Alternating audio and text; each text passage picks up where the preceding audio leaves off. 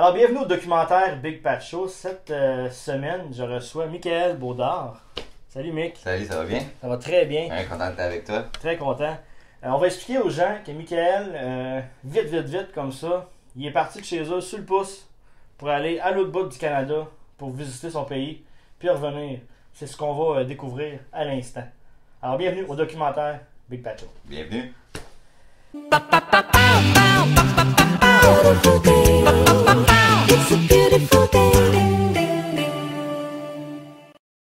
Ça va? Ben oui, en pleine forme. Je suis content. Ça fait du bien, ben oui. Ça fait du bien d'être revenu aussi, là. Ça fait quand même un mois et demi que je suis revenu. Puis c'est de se remettre dans le beat aussi, là. Ça fait juste les premières journées d'avoir un lit. Puis de se réveiller dans un lit parce que je dormais souvent dans ma tente ou à terre.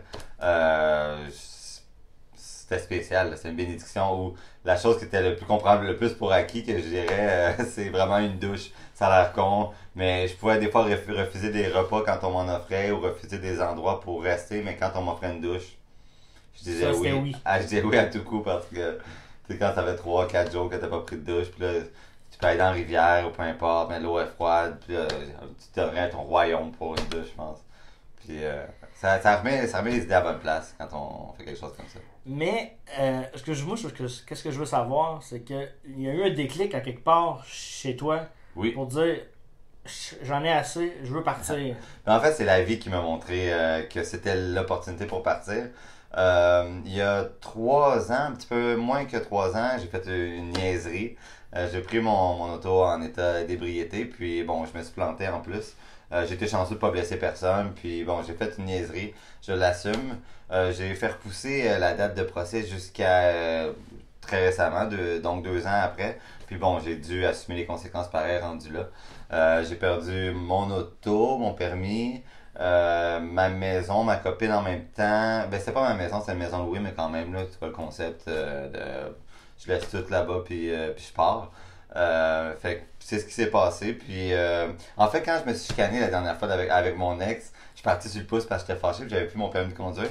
Fait que je suis parti sur le pouce, puis puis c'est là qu'on s'est vraiment laissé.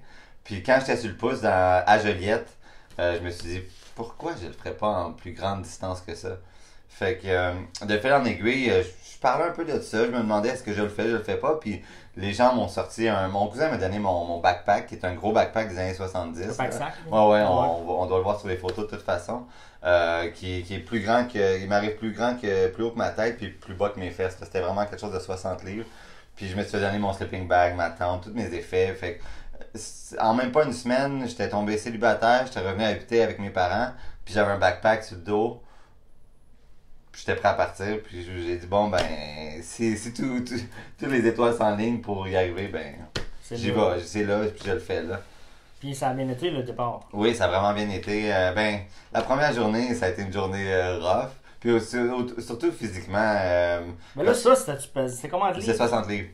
À journée longue. Ouais, puis je marchais 10-20 km par jour avec ça. Sur Ton le dos. dos aujourd'hui? La première semaine a été difficile, mais j'ai jamais été aussi en forme maintenant que. Ça t'a aidé? Vraiment. Puis j'avais pas besoin de faire de workout ou d'entraînement. Là, juste marcher avec mon sac sur un entraînement complet, monter des montagnes. Puis ma première règle quand je voyageais, c'est mon sac tout le temps sur mon dos. Pas question que je le laisse ici ou là. Fait que je voulais être habitué de courir avec mon sac, je voulais être habitué de. Tu sais, il pouvait arriver n'importe quoi, puis il fallait que je reste alerte. Fait que mon sac sur le dos, c'était comme au naturel. Là. Quand je l'avais pas, je me sentais pas bien parce que. Ça te prenait Ouais, exact. la compagnie de ton sac. Là. Si tu l'avais pas, pour toi, c'était. Il manque quelque chose. Je pouvais pas voyager sans mon sac. Il y a des gens qui me disaient, qui m'abordaient, il est donc bien gros ton sac, parce qu'il était plus gros qu'un backpack normal. Puis je disais, it's my home, c'est ma maison que j'ai, c'est tout ce que je possède. T'sais. Mais en même temps, de l'autre côté, ça paraît lourd, puis c'était lourd littéralement. Mais figurativement, c'était tellement léger parce que je sois n'importe où, qu'il se passe n'importe quoi.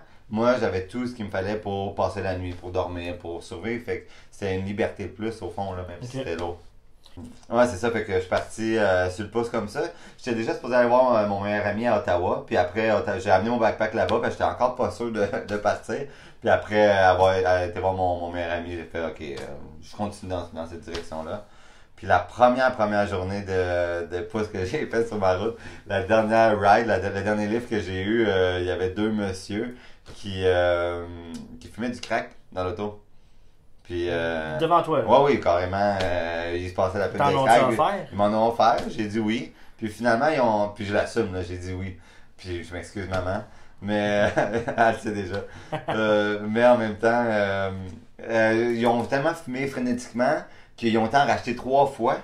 Puis les 3 fois, ils ont tout fumé rapidement, puis ils m'en ont pas offert. Puis après la première fois, je me suis dit, je pense qu'il faut que tu te mettes des limites, mec, sur la drogue, sur l'alcool ou peu importe, sur comment je vais vivre cette expérience-là, parce que ça peut dérailler facilement. Faut que tu aies toute ta tête pour t'en souvenir. Exactement. Comme je te disais un petit peu plus tôt aujourd'hui, même juste le fait, je faisais même pas ça avec des écouteurs ou écouter ma musique parce que je voulais vraiment être alerte. Avec mes 5 sens, Louis, c'est important. Puis si je voulais être sur le chemin ou tu sais, des fois on peut pas faire confiance à tout le monde. Je voulais tout le temps entendre qu'est-ce qui se passait. Parlant de confiance, y a-tu une fois dans ton voyage que t'as fait ouf, là je suis pas sûr. C'est arrivé quelques fois que j'ai rencontré des gens que j'étais pas sûr, mais ça n'a pas donné des grosses anecdotes parce que quand j'étais pas sûr de quelqu'un, c'était instantané, je m'en allais plus loin. Ça va pas plus loin que ça, là, tu sais. T'as pas embarqué, là? Non, vraiment pas. Il y a une fois à Calgary, quand j'étais allé à Calgary, il y a un gars, on était dans un bar, j'étais boire une bière dans un bar. Tu vas voir, la majorité de mes histoires commencent par j'étais dans un bar, puis je buvais une bière. Mais le gars, tout le monde qui me voyait avec mon gros sac, il me demandait d'où tu viens, qu'est-ce que tu fais. Puis lui, j'ai dit, je viens du Québec. Puis là, il a dit quelque chose comme, ah, fail. Mais le gars, il était baraqué, là. Il était vraiment plus grand que moi. Grosse épaule, une grosse barbe, il était à moitié russe. Puis il me dit, fail. Là, je dis, comment ça, tu sais, j'ai quand même engagé la discussion. Puis il dit que les Québécois, on n'acceptait pas beaucoup les anglophones, surtout dans la ville de Québec, etc. Je ne vais pas commencer ce débat-là nécessairement, mais au bout de la ligne, puis il était agressif, il était si agressif pendant un moment que le barman, il est venu entre nous deux, juste au cas où, il a pas rien fait, là, mais il est venu entre nous deux juste au cas où, puis juste pour pas que l'autre me saute dessus. Moi, je suis jamais agressif dans la vie de toute façon. Puis, mais j'ai dit, tu sais quoi, t'as raison, il y en a des rednecks partout, il y a des personnes qui ont des moins bonnes valeurs peut-être partout, puis au Québec aussi, il y en a comme partout, puis il y a des gens au Québec comme ça qui acceptent pas les Anglais, puis on a tous un travail à faire là-dessus. Moi, je suis pas comme ça, puis j'ai commencé à parler de ça comme ça avec lui, puis à la fin de la soirée, il me l'a pas dit, il a payé pour toutes mes bières, puis après il m'a donné son numéro de téléphone pour m'offrir une job, juste parce que j'ai pris le temps d'arranger la situation. Mais même moi, à un bout, j'avais peur qu'il me saute dessus ou quelque chose. T'es un malaise quand t'as su ça? Hein? Quand il a payé mes choses? Ouais. Non, j'étais allé le voir. J'ai dit, merci, ouais. merci, mais parce qu'on. L'as-tu rappelé? Non, j'ai pas rappelé. Il y en a beaucoup que, tu sais. On le salue. Ouais, on le salue. Il s'appelait Derek, je pense. Puis en même temps, ça fait partie du voyage. Puis moi, je l'ai fait vraiment pour rencontrer le monde, autant pour voir les paysages, pour passer du temps tout seul, mais je voulais voir le monde, jaser, échanger, apporter quelque chose, me faire apporter quelque chose par tout le monde, par tous les Canadiens. Mais en même temps, dans cette aventure-là, quand on rencontre des gens, il faut se dire qu'il y a un point où tu les rencontres, puis il y a un point où tu pars, parce que je ne pouvais pas rester là. C'est pas des gens que je resterais en contact. C'est des connaissances. Exactement. Il y a Facebook puis tout, on reste en contact avec Facebook, mais tu peux pas t'attacher à quelqu'un puis dire ça va être mon meilleur ami pour la vie. Tu es là, t'es de passage, puis tu sais très bien. Fait que souvent, les gens me donnaient des numéros de téléphone. Ça, j'étais sur Facebook, mais c'était plein d'amis de Facebook, mais de là à dire que je vais me tenir avec tout le monde, je peux pas non plus. Là. Fait que là, t'es parti. Le premier gros arrêt que t'as fait, c'était où? C'était à Ottawa pour voir mon meilleur ami, puis après, c'était, bon, l'épisode du crack puis tout ça, jusqu'à Oshawa. À Oshawa.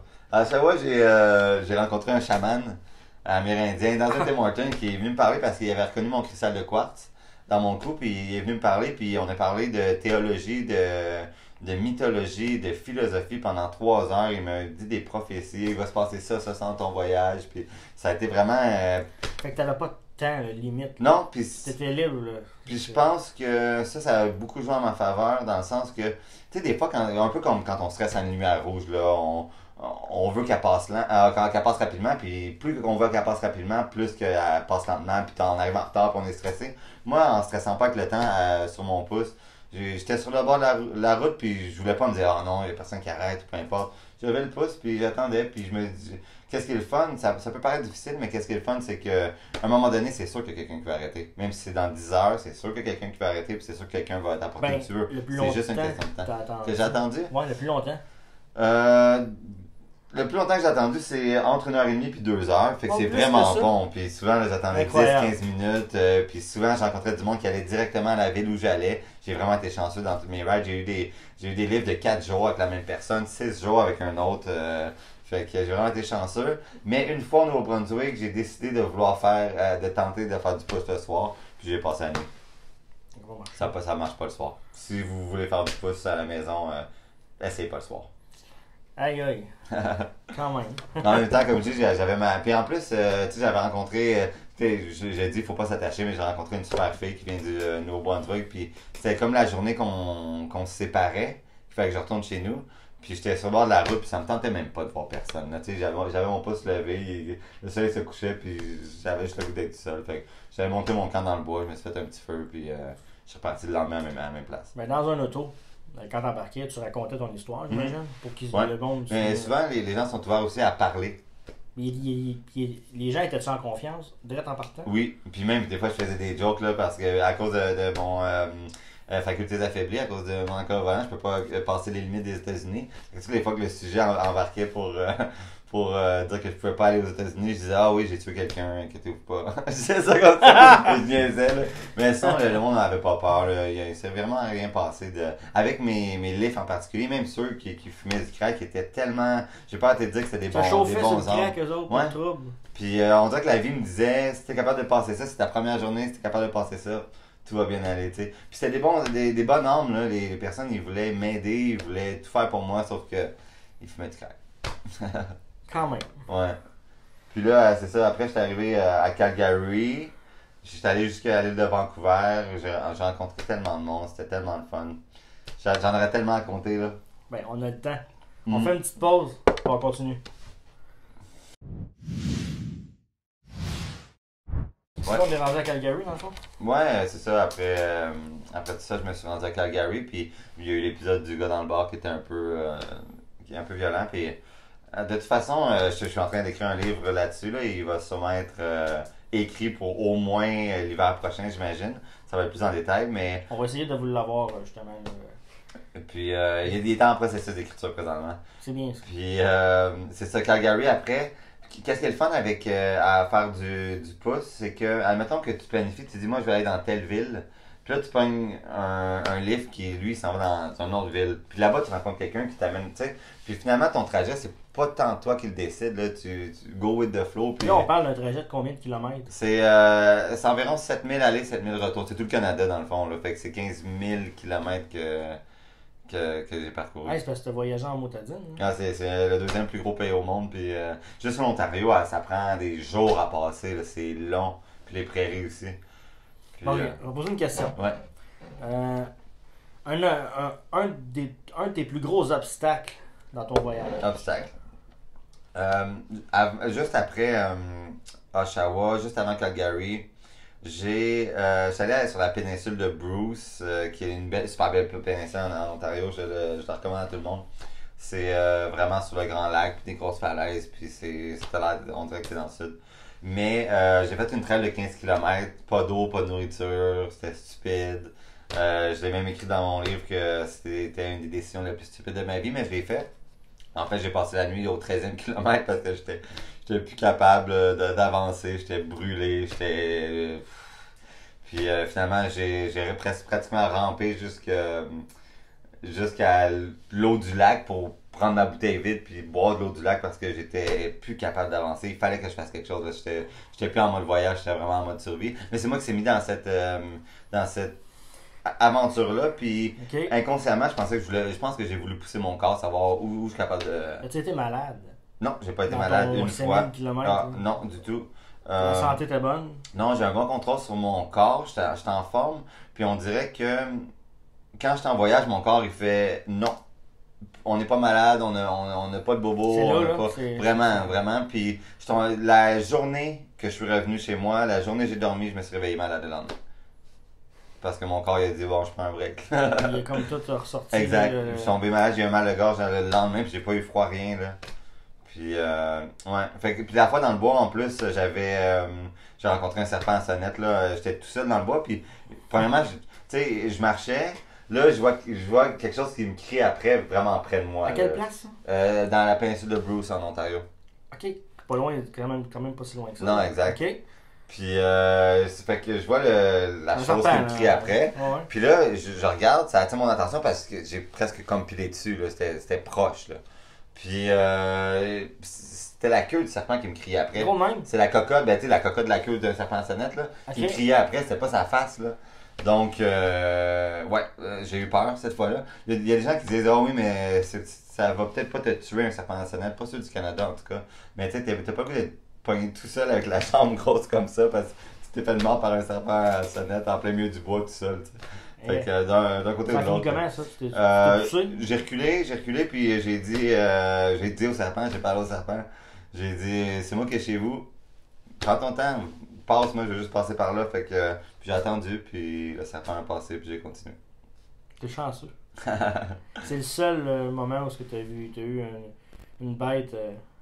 Ben j'ai vu des... Tu as vu des ours? Non, j'ai voulu voir des ours, puis c'est un des seuls animaux que j'ai pas vu. Qu'est-ce que t'as vu d'autre? Juste après Calgary, j'étais allé dormir 3 jours dans les montagnes parce que c'était l'éclipse solaire, puis je voulais...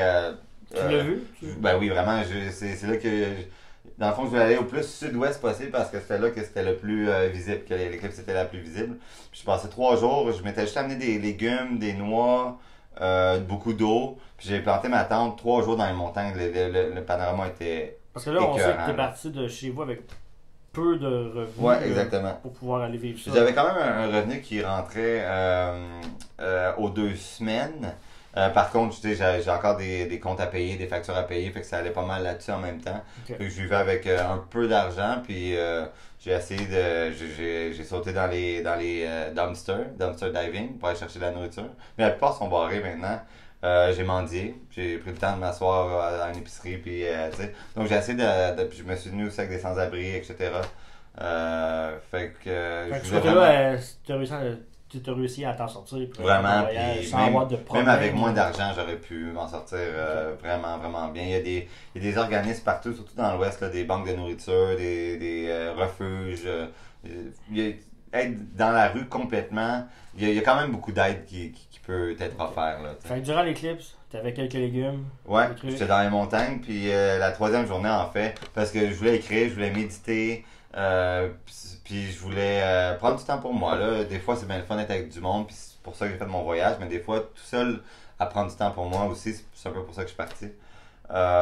Donc, je me réveille la troisième journée, et puis je suis dans ma tente, je dors, j'ai les yeux fermés, puis j'entends... Une vache. Une vingtaine de vaches autour de ma tente. Ah ouais? Ouais. J'ai pris des photos, on va sûrement en checker ça. avoir une. Ben oui. Mais c'était vraiment drôle. Là. Puis je les ai laissés passer aussi, j'ai fait mes affaires. Puis, Ils t'ont pas dérangé? non, du tout. Pas de trouble. Ils m'ont réveillé par exemple. C'était l'heure. Oui. Exact, c'était drôle. Ah ouais, Colin. Mm. Fait que là, animaux, t'as Ouais. des vaches, t'as un serpent. Ouais. C'est pas j'ai mal vu- dans les choses que tu t'entendais pas. Ouais, avoir. exact. C'est sûr que quand t'arrives proche de la mer, tu peux voir des phoques, tu peux voir. J'ai pas vu de dauphins par exemple, mais tu T'as peux vu des voir. phoques? Ouais, des Ah, phoques. c'est bien. J'ai vu des chevreuils, des elks. Je sais pas c'est quoi le nom en français pour elk.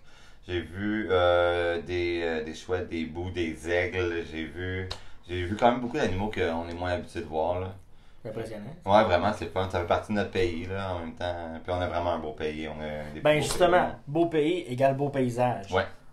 Les plus beaux paysages que tu as retenus de ton voyage. Ah, c'est Il top doit en parce qu'il y en avoir a une centaine, tellement. mais tu sais. Premièrement, j'aimerais dire que chaque province est différente. C'est comme si chaque province était un pays différent juste par ses paysages. C'est sûr qu'on peut pas passer à côté de tout l'océan Pacifique puis l'île de Vancouver parce que c'est des paysages qui sont sur l'océan partout.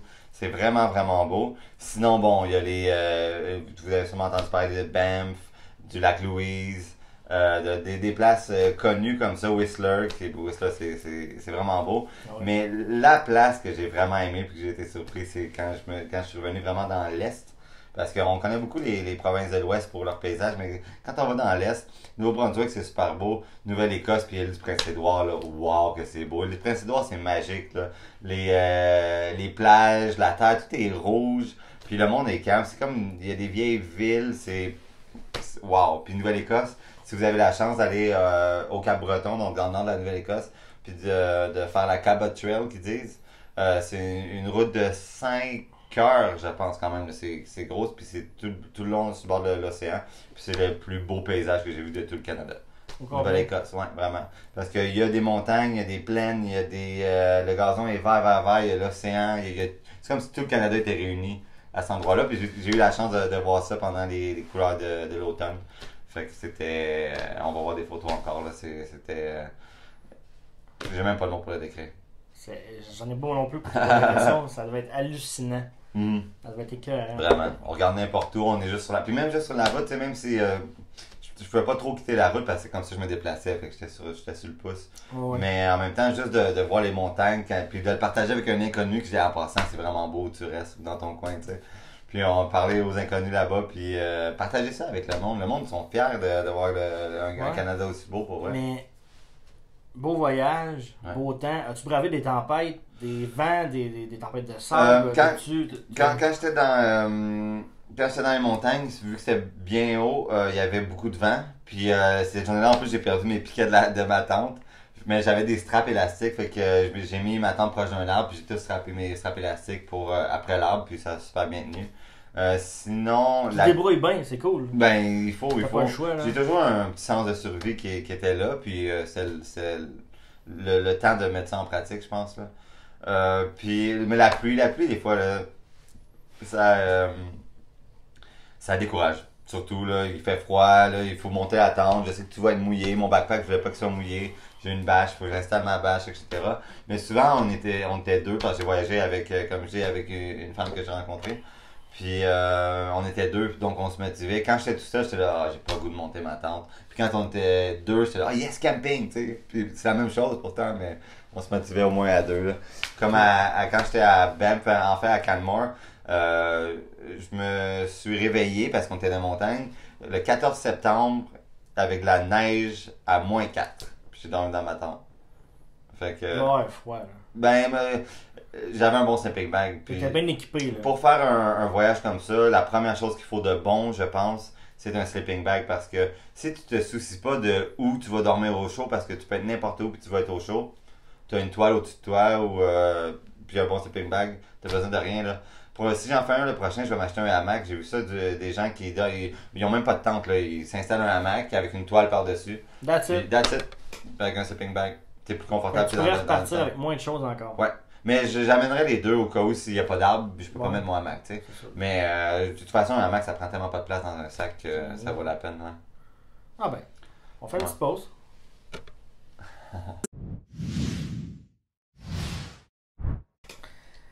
J'ai su que t'avais même fait une nuit en prison. Oh oui, quand tu parles d'obstacles. Mais ça, c'est un autre genre d'obstacle parce que c'est pas quelque chose que j'ai dû me battre contre, dans le sens que... Ben, je veux des détails.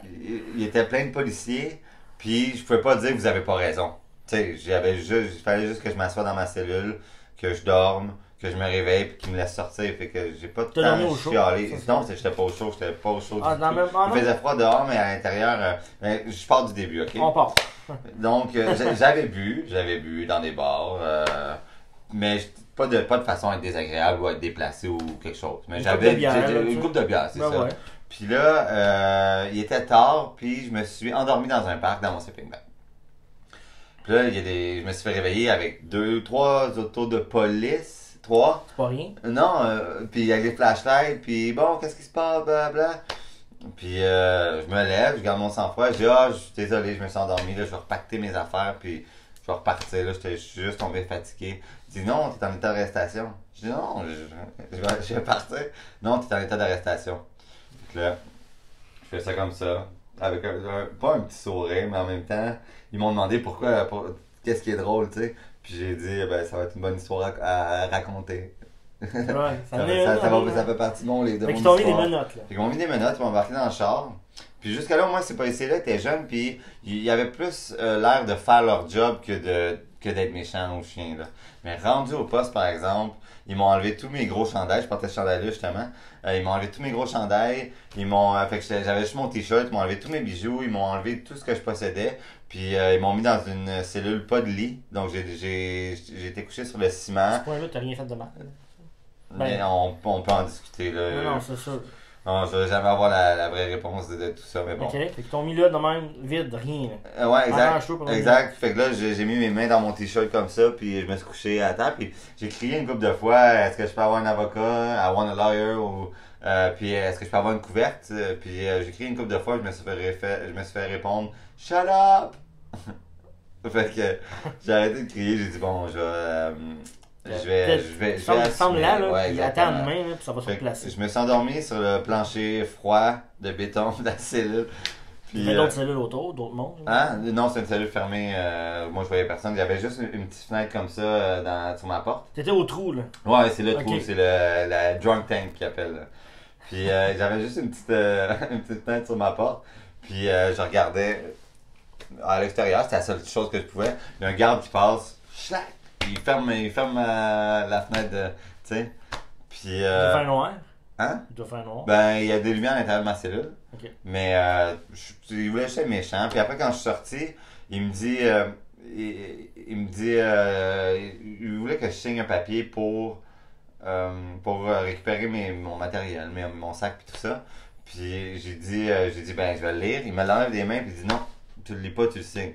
J'ai dit, ben non, je le lis pas, je le signe pas, je m'excuse. Il a tiré la feuille puis il a dit, get the fuck out of here. T'as donné tes affaires? Ouais, exact. Puis là, fait que je suis sorti, mais toutes mes affaires étaient défaites, puis moi, mon sac, c'était vraiment important que mon sac soit placé comme faut.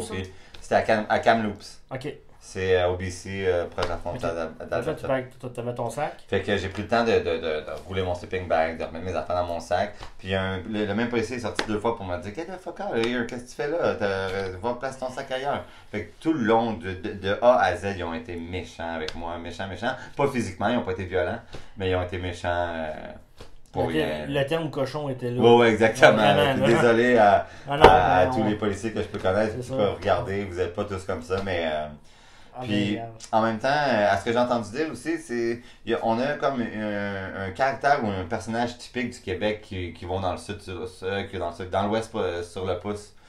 Puis c'est souvent du monde qui boivent beaucoup, c'est du trouble, mais toi tu n'étais pas un, mais les autres ils considèrent que si j'ai un accent québécois puis que je suis dans la rue, ben j'aurais pu hériter de cette réputation-là dans l'ouest. Fait que c'était ça ta nuit en prison. Ouais. Exact. Puis je suis sorti le lendemain, puis j'ai quitté l'ICI, c'était ma dernière journée au BC. Pas d'amende, rien. Pas d'amende, rien, j'ai même demandé. Ils ont juste voulu. Ouais, exact. Puis mon ami était à Banff, j'avais pas vu Banff encore, donc je l'ai appelé tout de suite, j'ai dit regarde, j'ai vraiment besoin de me changer les idées. Puis j'ai eu une super belle journée cette journée-là, j'ai rencontré du monde vraiment le fun, je me suis fait payer toute ma bouffe, il y a un gars qui m'a donné 40$, un de mes livres, je me suis fait donner une bible, je me suis fait donner un de mes livres qui voulait m'acheter un manteau à 50$, le monde était vraiment généreux. Là. Ok, c'est parce que là, tu es en train de me dire qu'il y a encore du bon monde qui existe. Je suis content que tu parles de ça parce que c'est le fun. Mon but au début, quand je suis parti, je voulais apporter ma guitare parce que je voulais garder un côté créatif. Puis, ça aurait été génial de composer là. Hein? Ah, vraiment. T'aurais eu des idées. Mais mon sac était tellement gros qu'en plus, avec ma guitare, ça a été impossible. Même pas trop lourd, mais ça aurait pris trop de place. Puis j'écris depuis toujours, fait que j'ai dit, je pourrais écrire qu'est-ce qui se passe dans mon voyage. Puis la première ou la deuxième journée, je me suis dit, je pense que je vais écrire sur l'amour en général. Tu sais, on voit dans les nouvelles que beaucoup de mauvaises nouvelles, justement, beaucoup de terreur, etc. Puis j'avais le goût de prouver qu'il y en a du bon monde. Puis j'en ai rencontré du monde il m'embarquait et qui m'invitait à dormir chez eux juste parce que j'avais pas de toit, qui me donnait de l'argent comme ça. J'ai juste ça, ils me donnent 40$. J'ai juste ça, je m'excuse, mais je peux te. Mais il t'a rien demandé? Non, exactement. Puis il y a des gens que. On a eu un incident où le chien qu'on était avec, le chien de mon ami, s'est fait arroser par une moufette. Bon. À Niagara Falls, puis on vivait dans son auto, donc en même temps, on pouvait pas ramener le chien dans l'auto. Ça devait sentir ça, hein? Ben, on a bien réagi, mais j'étais allé chercher une canne par exemple, de jus de tomate dans un bar, puis j'ai expliqué la situation, j'ai dit, je peux juste avoir une tasse, quelque chose pour frotter le chien, puis il m'a chargé le prix d'une tasse, puis il m'a donné une grosse canne au complet, tu sais. Plein de petites affaires comme ça qui fait que le monde, ils veulent aider. C'est génial. Puis c'est là-dessus que j'écris pour dire que il y en a du bon monde. Puis moi, en tout cas, tu sais, j'aurais pu mourir peut-être, mais j'ai même pas passé proche une fois, dans le sens que tout le monde que j'ai rencontré était super sympathique. Il voulait aider, puis il était ouvert de parler de trucs un peu plus profonds, un peu plus, peut-être pas spirituel, mais de dire, moi je suis comme ça, je me sens comme ça. Puis des fois, il y en a qui me racontaient leurs problèmes, j'ai fait pleurer du monde, puis c'est vraiment un échange de ce côté-là, parce que je sais que moi, en parlant, je peux amener les gens à jaser aussi, puis à amener un environnement pour qu'il y ait un bon échange, pour qu'on puisse apporter l'un à l'autre, puis je pense que j'ai fait ça dans mon trip. Fait que là, du Québec jusqu'au point le plus loin que tu es allé. Ouais, c'est Tofino, qui est vraiment de Vancouver, l'île de Vancouver. À l'autre bout de l'île de Vancouver, de toute façon, j'ai une photo avec une carte qu'on voit vraiment mon trajet, là, aller-retour. Puis Tofino est vraiment à l'autre bout, près de l'autre océan, l'océan Pacifique. Puis rendu là, je me suis dit, bon, ben, il faut que je revienne. Puis ton chemin du retour, c'était encore des visites? C'est encore des visites ici et là, mais après l'épisode de la prison, je suis allé rejoindre mon amie à Banff, puis bon, après elle allait à Calgary, puis elle retournait au Nouveau-Brunswick puis elle faisait tout le chemin aussi, on s'était rencontrés dans une autre ville plus tôt, là. En tout cas, fait que j'ai embarqué avec elle pour aller jusqu'au Nouveau-Brunswick, puis je me suis dit au début, je savais pas parce que mon but c'était de rencontrer des gens, puis si je restais tout le temps avec la même personne, mais en même temps, vu qu'elle me faisait comme gagner du temps, j'ai eu la chance d'aller visiter les provinces de l'Est, le Nouveau-Brunswick, la Nouvelle-Écosse, puis l'île du Prince-Édouard. Puis si c'était pas d'elle, j'aurais pas pu. Fait que, juste après l'épisode de la prison, j'ai eu un lift ou ben mon ami, c'est pas juste ça c'est pas plus qu'une amie, mais pour revenir au Québec. Ouais, exact. Ben, on a passé par le Québec. J'ai passé une journée à Montréal, puis je voulais faire visiter Montréal, Québec, etc. On est allé voir mes parents en même temps. Je suis resté une journée chez moi. Puis après, on est reparti vers l'Est. J'ai continué pendant une semaine et demie, 10 jours vers l'Est. Puis là, je suis revenu sur le pouce après à la maison. C'est extrêmement intéressant. Merci beaucoup. Écoute, Michael, je te remercie beaucoup d'avoir partagé ça avec nous autres. Merci à toi. C'est un plaisir immense. Yes. Puis si tu aurais à me décrire ton voyage en un mot. Moi, je dirais littéralement magique. Magique du début à la fin, parce que je suis parti dans l'optique où... Puis le premier paragraphe de mon livre, il parle justement de ça, de la relation qu'on peut avoir avec la vie, puis de la façon qu'on lui demande ou qu'on visualise qu'est-ce qu'on veut. On peut vraiment avoir un bon retour, un bon comeback de la vie. Mon premier paragraphe, il dit que d'avoir une relation avec la vie, c'est comme avoir une relation amoureuse. Si on veut contrôler la vie, si on lui dit tu vas faire ça comme ça, pour moi tu vas faire ça, il y a quelque chose qui va pas marcher. La vie va pas se sentir à l'aise dans notre relation, si on veut. Tandis que si j'aime la vie, puis je sais qu'elle va faire son travail, je lui fais confiance, puis je sais qu'elle va faire son travail pour moi, ben moi je m'occupe juste d'être en sécurité, d'être alerte, puis la vie va m'apporter tout ce que j'ai besoin, là. Par exemple, je disais une journée, j'ai goût de jouer de la guitare, mais la journée même, ou maximum le lendemain, il y a quelqu'un qui arrivait, puis il jouait de la guitare, je lui disais allô, hey, tu veux-tu jouer, ou quelque chose comme ça. Fait, tu jouais quoi? Ben, des chansons québécoises, là, un musicien de feu de camp. C'était vraiment, vraiment le fun. Ou sinon, à un moment donné, je m'étais fait donner de la marmelade maison. Puis tout le long de la journée, je me disais, il faut que j'achète du pain, tu sais, j'ai de la marmelade.